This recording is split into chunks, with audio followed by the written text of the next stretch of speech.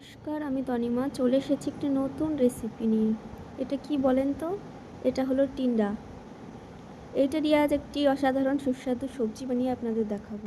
প্রথমে টেন্ডাগুলোকে ভালো করে কেটে ধুয়ে নিয়েছি। এইদিকে কড়াই গরম করে সর্ষের তেল দিয়ে দেব।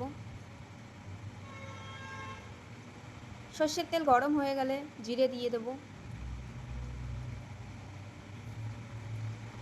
দিয়ে দেবো একটা শুকনো লঙ্কা, কুচিয়ে রাখা পেঁয়াজ দিয়ে দেবো। তারপরে কাঁচা লঙ্কা দিয়ে দেবো, হলুদ দিয়ে দেবো, জিরের গুঁড়ি দিয়ে দেবো, আদা রসুনের পেস্ট দিয়ে দেবো।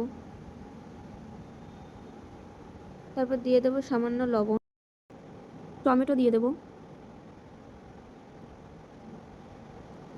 কেটে রাখা টিন্ডা দিয়ে দেবো,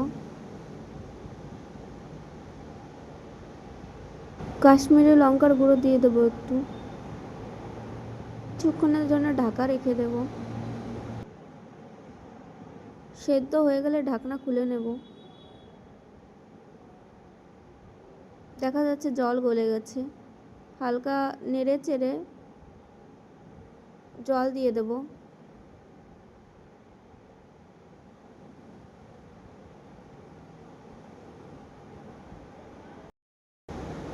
উপর থেকে ধনেপাতা ছড়িয়ে দেব।